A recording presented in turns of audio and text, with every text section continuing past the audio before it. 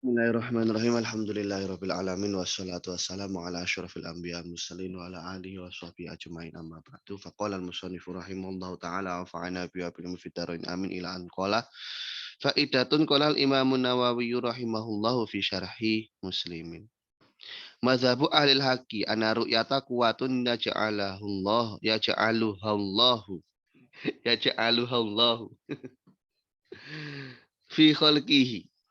Imam Nawawi berkata dalam kitab Syarah Muslim, menurut pendapat orang yang benar, ru'yah itu namanya melihat adalah potensi yang Allah ciptakan pada makhluknya. Wala yushtaratu fiha ittisatul asyi'ah. Tidak disyaratkan di sana itu ada pertemuan dari intensitas cahaya. Wala muqabalatul mar'i dan juga tidak berhadapan-hadapan dengan apa yang dilihat. Wala ghairu dzalik dan bukan hal-hal yang semacam itu. Melihat itu tidak harus berhadap-hadapan, tidak harus adanya pantulan cahaya yang masuk ke retina. Itu kan secara fisika, maksudnya tinjauan dalam hukum dunianya. Kalau Allah menghendaki bisa melihat dengan tanpa media itu semua kan nggak masalah. Contohnya kan sebagaimana kita melihat mimpi. Saat mimpi itu kan kita kan melihat visual kan. Tapi ya nyatanya kita tidak ada intensitas cahaya, tidak berhadap-hadapan dengan apa yang kita lihat. Itu contoh mudahnya, contoh mudahnya. Lakin jaratil adatu fi riyati ba'dina ba'dun biwujudi dzalika ala jihatil ittifaq. Semua ya sepakat kalau melihat sunatullahnya memang begitulah Allah berlakukan konsep melihat di alam dunia ini. La sabil istirat, tapi itu bukan syaratnya. Itu bihasabil ada saja. Umumnya orang bisa melihat itu kalau ada intensitas cahaya yang masuk ke retina dan berada di hadapan kita. Ya kalau di belakang kita gimana cara melihatnya secara sunatullah? Kan enggak bisa. Ya kecuali Nabi Muhammad. Nabi Muhammad itu bisa melihat ke arah belakang tanpa menoleh ke belakang. Nah itu kan salah satu perwujudan bukti bahwasanya melihat itu tidak harus berhadapan-hadapan. Ya jangan menggunakan bahasa di terawang ya. Terawang itu kan masih menerka-nerka.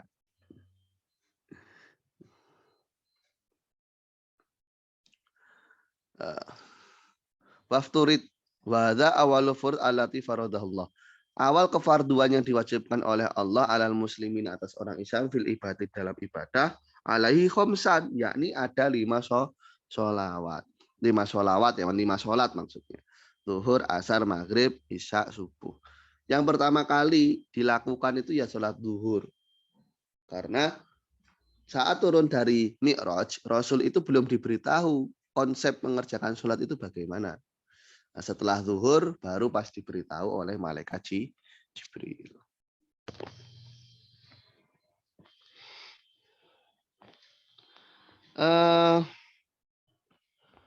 Ba'da khamsina farad, setelah sebelumnya berjumlah 50 sholat fardu. Ba'daan amarahullahu ta'ala fi awal amri bi khamsina sholatan. Awalnya diwajibkan 50 sholat. Fa'akhbaruhu Musa, Nabi Musa komplain kepada mengkabarkan kepada Nabi Muhammad itu kebanyakan gitu ya. Itu kebanyakan. Oh ini sepertinya kemarin sudah deh. Ya sudah. Jadi saya Berarti lupa. Ini kemarin sudah saya baca. Pak Purnama kemarin masuk ya? Masuk. Nggak sampai akhir tak. Oh alah. Iya. Berarti sekarang Faidatun ini. Kafir Makkah itu tanya kepada Nabi Muhammad, Baitul Maqdis itu gimana? Kan engkau belum pernah melihat Baitul Maqdis. Nah, sedangkan kafir Quraisy itu sudah ada yang pernah ke sana. Rasul pun mensifatinya begini dan begitu, hitungnya ada berapa, ya. Kemudian jawaban kaum tersebut, wah ini Muhammad benar ini jawabannya. Nah, ketika kemudian Rasulullah berkata, ya, ketika kafir Quraisy menganggapku berbohong, aku berdiri di Hijr Ismail. Kemudian Allah tampakkan padaku Baitul Maqdis. Nah, maka aku kabarkan dari ciri-ciri Baitul Maqdis itu dan aku memang melihatnya. Dan aku memang melihatnya persis Baitul Maqdis itu begini dan begitu. Ya, nanti semoga Pak Purnomo segera umroh dan haji. Sudah daftar haji ya Pak Purnomo? Alhamdulillah Ustaz. Bidoakum Berangkat Ustaz. Pak? Berangkat kapan? Berapa tahun ya? 30 tahun. Ya mungkin usia 50-an baru berangkat. Yo masih sehat lah usia 50 itu. Amin, amin. Masya Allah. Semoga bisa ketemu bareng Tad, di sana Tad. Oh iya, iya. Saya aja haji belum daftar. Kayaknya mau prioritas umroh dulu saya. Sebenarnya saat ini itu yang wajib haji dulu apa umroh dulu Tad? Kalau melihat antrian kayak gitu. Ya umroh dulu harusnya umroh dulu. Soalnya kan gini, benar antara haji dan umroh itu tidak dibatasi waktunya, itu betul. Cuman yang paling memungkinkan untuk dikerjakan itu umroh saat ini. Nah, nunggu haji, iya kalau umurnya sampai. Kalau nggak sampai, kalau ya hanya 10-20 tahun itu masih masuk akal nunggunya. Nah, nunggunya sampai 50 tahun. Ke sana sudah 80 tahun atau 90 tahun ya. Ya, istilahnya Laku peraturan Tad, lansia nggak boleh. dipotong kan ya, ada remisinya ya. Dulu iya, tapi sekarang kok yang peraturan kemarin itu katanya sudah bukan lagi prioritas. Kalau dulu kan prioritas tuh sebelum berapa tahun yang lalu. Ya, nggak tahu. Biar dipikir sama orang atas. Ya daripada nunggu keputusan ya moga-moga diberi rezeki lancar, bisa haji furoda, Masya Allah, amin, amin, amin. Istimewa. ONH plus gitu. Daripada berharap pada manusia, berharap pada Allah saja. Nah sekarang kalau Allah udah bilang berangkat haji ya budal tuh Pak Purnomo. Nggak usah nunggu-nunggu. Berangkat sekarang, gimana caranya Allah yang ngatur. Nah, betul, Tad. Teorinya kayak gitu, tapi untuk mengaplikasikannya itu memang nggak tahu, Tad. Ya istilahnya ya kita usaha-usaha, tapi ya jangan terpaku sama usaha. Tawakal ya tawakal, tapi jangan terpaku pada tawakal. Ada orang tawakal nggak mau usaha, ada orang usaha nggak mau tawakal. Sikil repot, ya harus seimbang antar keduanya. Harus seimbang. Ya pokoknya kita usaha doa, gimana caranya menghasilkan menuju kemapanan ekonomi sehingga bisa haji. Itu aja. Nanti kalau ada jalannya ya berangkat. Amin, insya Allah, Tad. Bidoaikum, Ustaz. Ya, siapa sih yang nggak mau haji orang? Cuman ya kalau saya husnudzonnya tuh begini, Pak Purnomo. Karena bisa jadi kita itu belum dipanggil ke hana itu, ya karena itu kita itu disuruh memperbaiki diri dulu. Sholatnya morat marit, posoe cuma nahan lapar saja, gibahnya nggak berhenti. Kok tahu, Tad? Ya sudah rahasia umum lah.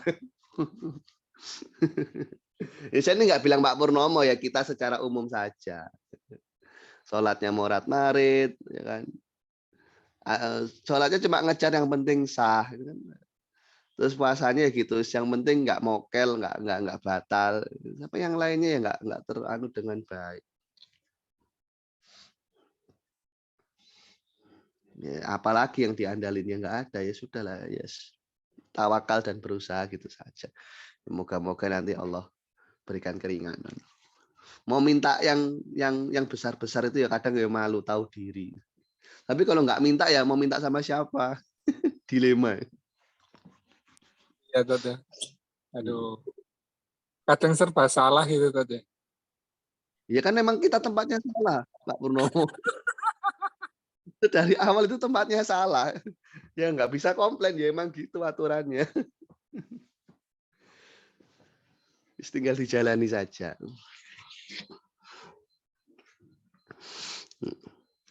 Innal Isra wal Mi'raj waqa'a fi lailatin wahidatin. Fil yaqadhah bisa jadi jasadihi wa ruhihi. Oh, ini juga kemarin sudah sempat disinggung. Rasul itu Isra Mi'raj dengan jasad dan rohnya. Nah, ini pendapat dari jumhur ulama, baik ulama hadis, fuqaha dan mutakalimin. Bahkan hadis-hadis itu secara zahir menyampaikan itu, hendaknya nggak berpaling daripada itu. Karena secara akal pun itu tidak mustahil sehingga nggak perlu ditakwil. Qad faza siddiqun bitasdiqin lahu wa bil uruj sidqu wa fa'alahu. Abu Bakar di sini orang yang pertama membenarkan Isra dan Mi'raj. Karena ketika Rasul turun, yang pertama ketemu itu adalah Abu Jahal. Abu Jahal diceritain, langsung nyari Abu Bakar. Oh, mana nih Abu Bakar? Pasti dia murtad ini kalau saya cerita. Ternyata enggak, tambah percaya. Abu Lahab ya, Abu Jahal ya tambah jengkel. Jawaban Abu Bakar kan, kalau Nabi Muhammad bilang begitu, ya saya benarkan, bahkan dengan hal yang lebih mustahil daripada itu. Saya benarkan, ya, saya membenarkannya dengan petunjuk dari langit, ya, di pagi dan di malam hari, di siang dan malam hari. Nah, dan Rasulullah itu adalah manusia yang paling mulia.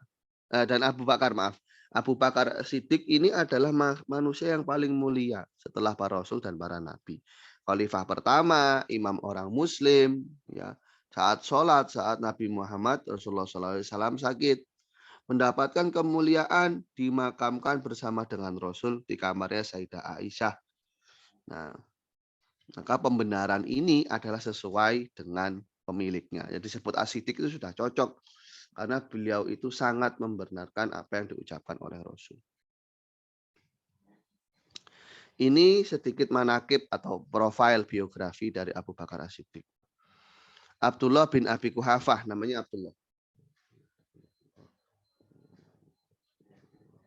Kemudian nasabnya bertemu dengan Rasul di Murrah bin Ka'ab.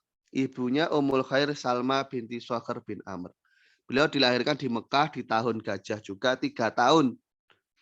Setelah tahun gajah 3 tahun atau 2 tahun 4 bulan.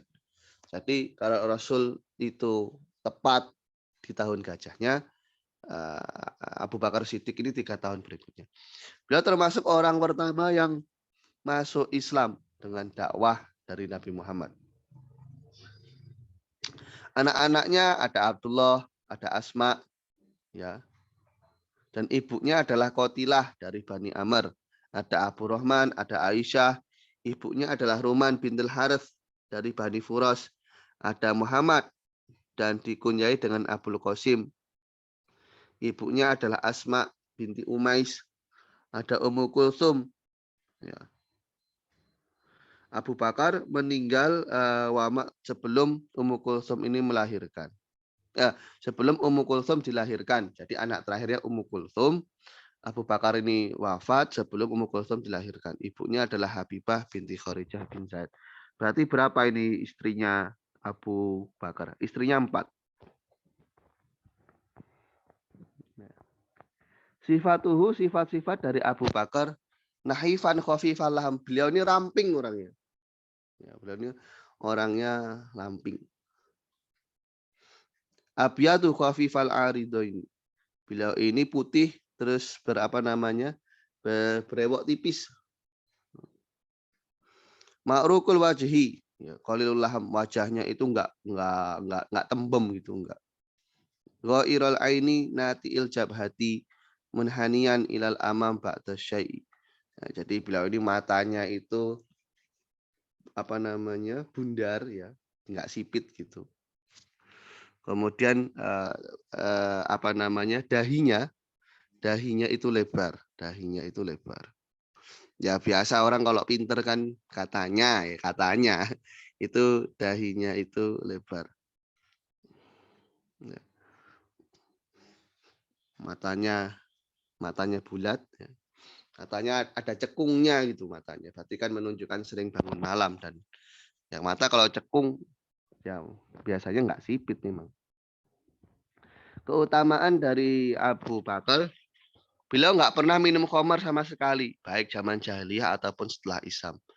Nggak pernah menyembah berhala. Kemudian menyaksikan semua peristiwa bersamaan dengan Rasulullah SAW.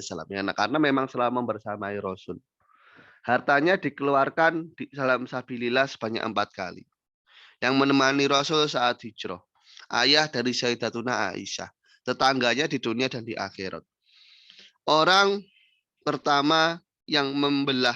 Orang pertama yang bumi itu terbelah untuknya di hari kiamat setelah para Rasul dan para Nabi. Ya. Malaikat Jibril datang kepadanya. Ya. Malaikat Jibril pun datang kepadanya. Gitu. Untuk memberitahu bahwasanya Allah ridho kepadanya. Awal khalifah bagi orang muslimin secara ijma. Ya. Dan menjadi imam pada saat Rasulullah sakit. Pekerjaannya yang paling penting mengumpulkan Al-Quran, jihad pada Persia dan Romawi, memerangi orang murtad. Beliau wafat di Madinah tahun 13 Hijriah, usianya 63 sama dengan Rasul, dimakamkan di kamarnya Sayyidah Aisyah. Ya. Dan pundaknya itu berada pada telapak kaki Rasul. Pundaknya Abu Bakar berada pada telapak kaki Rasul. Faidah Umar bin Khattab berkata, semoga Allah menyayangi Abu Bakar. Karena Abu Bakar ini telah merepotkan generasi setelahnya. Merepotkan ini dalam artian dia banyak memberikan tugas gitu ya. Maksudnya meninggalkan, namanya mempertahankan ini kan lebih susah daripada membangun. Jadi prestasi dari Abu Bakar ini sudah sangat luar biasa sekali sehingga Umar untuk melestarikan, untuk membiarkan peninggalan Abu Bakar tetap eksis ini kewalahan. Khotimah wadi akidatun mukhtasoroh walil awami salatun muyasaroh nadhi mutil ka Ahmadul Marzuki man yantami li sodikil masduki. Nah, musonif sudah selesai membuat nazom ini, ilmu akidah ya dengan bahasa yang ringkas tapi makna dan faedahnya banyak. Sebanyak baiknya ucapan itu ya ngomong nggak usah banyak-banyak, tapi makna yang ditunjukkan itu banyak gitu. Memang nazom ini dibuat tipis ini supaya mudah dihafal, bisa dijabarkan dan bisa diuraikan. Kan ceritanya ini Syekh Ahmad Marzuki ini pas lagi haji, sehingga saya pas lagi haji, bermimpi ketemu Rasul. Nah, kemudian disuruh membuat nazom yang berkaitan dengan akidah. Nah, dan nazomnya ini sendiri dibimbing oleh Rasul, jadi dibacakan. Begitu bangun, beliau hanya mengulang saja. Gitu. Ya, orang dulu ya. Kalau seorang sekarang ya, yang ada ngaku-ngaku, repot. Ya dulu ya juga ada yang ngaku-ngaku, cuman sekarang ya tambah parah. Ya. Zaman udah kebalik apa gimana janjiannya? Ya bukan sudah kebalik, Pak Purnomo, memang sudah akhirnya, sudah habis. Berarti udah mendekati ending berarti nih. Loh. Nabi Muhammad diutus menjadi Rasul itu kan memang sudah mendekati ending. Tapi kan ini udah hampir 1.500 tahun. Iya, kayaknya sudah mau selesai. Ya kasihan anak-anak kita. Cuman ya memang sudah sunatullahnya begitu, Pak Purnomo. Ya kita enggak bisa. Ya, memang aturannya sudah begitu dari Allah. Kita kan hidup itu hanya menjalani peran saja. Enggak bisa ngelawan. Yang penting kita ridho dengan ketentuan Allah itu saja sudah luar biasa. Insyaallah. Itu butuh seluas samudra dan menerima takdir. Tapi kok gini, katanya mendekati akhir zaman. Saya pernah dengar itu apa? Kiamat itu kalau sudah tidak ada orang alim ya.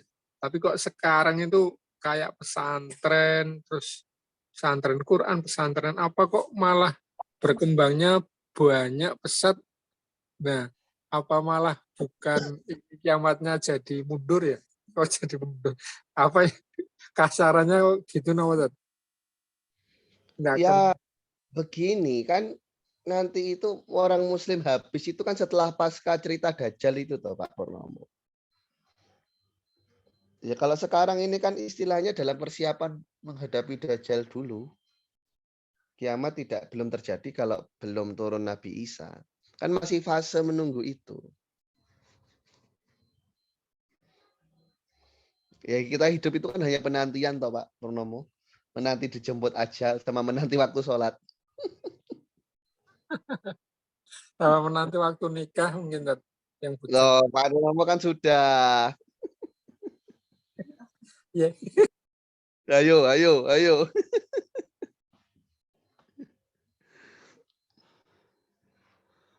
Ya.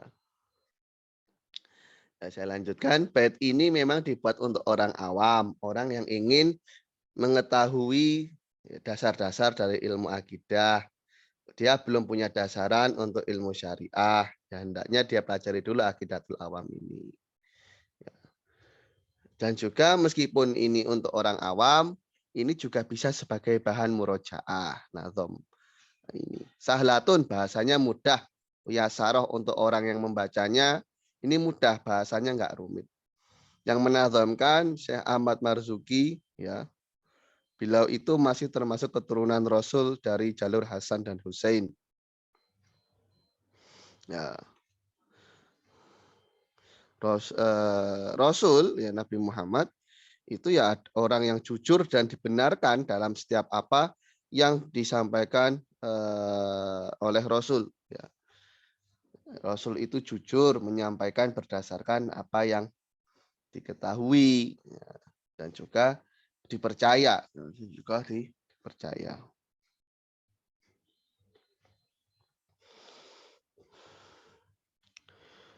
Walhamdulillahi wa shalla salama ala nabi khariman qad alama wal ali wasahbi wa kulli mursyidi wa kulli man bi khairi hadin yaqtadi wa as'alul karima ikhlasul amal wa naf'aku liman biha qad istaghal. Nah, musannif sudah menyelesaikan nazamnya memuji dengan Allah, membaca salawat dan salam atas Rasulullah sebaik-baiknya pengajar. Ya, risalahnya dimulai dengan miftahul ilm, membaca.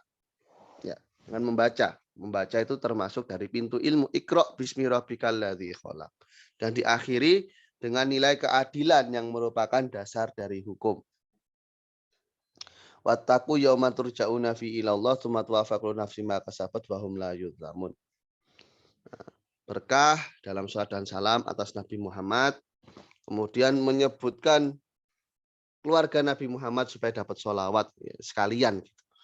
Dan juga orang-orang yang memberikan petunjuk, memberikan ilmu pengetahuan setiap muslim yang mengikuti Rasul. Nah, musonif di sini kemudian berdoa supaya bisa ikhlas dalam beramal. Ya, yakni murni hanya cari muka istilahnya di depan Allah. Murni hanya ingin dilihat Allah saja. Andai kan ada orang yang bilang, oh, muslim itu nggak ikhlas ternyata ya, ingin dilihat Tuhan ya. Ya nggak apa-apa. Ya nggak apa-apa. Justru ikhlas itu artinya murni. Murni supaya dilihat Tuhan. Bukan murni supaya memenuhi nafsu atau keinginan pribadi. Kadang kan orang-orang ateis, loh saya ini beramal ikhlas. Bukan karena apa-apa, murni sebagai dorongan hati saya. Loh, berarti kan Anda juga nggak ikhlas di sana. Anda melakukan itu karena untuk memenuhi kepuasan batin Anda juga. Dakwah atau klaim ikhlas dari diri Anda sendiri itu nggak sesuai. Karena Anda melakukannya demi memenuhi hasrat batin Anda yang Anda anggap itu baik. Lawan dari ikhlas adalah riya, yakni ingin dilihat makhluk dalam amal. Semoga Allah jauhkan kita dari itu. Ya. Di sini beliau musonif mendoakan untuk setiap orang yang mempelajarinya. Ya. Semoga mendapatkan manfaat ya dari apa yang dipelajari. Abyatuha maizun ba'dal jumali tarikuha lihayyun hurin jumali. Samaituha aqidatul awami min wajibin fidini bitamami. Di sini musonif mengarang baitnya sebanyak 75 bait. 57 bait ya. Dengan cara hitungan abjadun. Jadi mungkin Pak Purnomo pernah dengar istilahnya itu. Jadi perhitungan dengan menggunakan angka. Ya kalau Romawi kan angkanya menggunakan V1X. Nah, versi Arab juga ada, jadi menggunakan huruf untuk hitungan tahunnya. Karena dulu hitungan angka itu bahasa Arab itu enggak ada angka yang seperti ini, ya. Ini sebenarnya adalah angka orang India, dulunya angkanya orang India. Seperti ini angkanya orang India. Kalau angkanya orang Arab itu justru yang angka-angka yang sekarang ini, angka yang biasa digunakan alfabet 1, 2, 3. Ini kan penemuannya Khwarizmi. Penemuannya Khwarizmi. Kalau yang di bawah itu sebenarnya angka India. Nah, kalau orang Arab zaman dahulu pakai huruf juga seperti bangsa Romawi. Ya, pakai abjadun hawazun. Namanya abjadun hawazun. Jadi cara menghitungnya umpama alif itu 1, ba itu 2, C itu 3. Jadi kan abjadun ini sebenarnya alfabet. A, B, C, D, E-nya H. A, B, C, D, E, F, G. F-nya itu W. Makanya kan dalam beberapa lahjah itu sering menyebutkan V dengan W. Nah, umpama verb kadang menjadi verb jadi W gitu. Padahal ya sebenarnya kan V semacam ini. Memang bahasanya ada kedekatan suara. Nah, F, J-nya Zai. Nah, dan seterusnya itu. Saya juga sudah lupa, sudah lupa ini huruf-huruf abjadun. Ya alhamdulillah sudah tamat kitabnya. Semoga ada manfaatnya. Ya, kalau ada salah kata atau keterangan saya mohon maaf. Saya juga manusia. Silahkan dikoreksi. Wallahu a'lam bishawab. Assalamualaikum warahmatullahi wabarakatuh.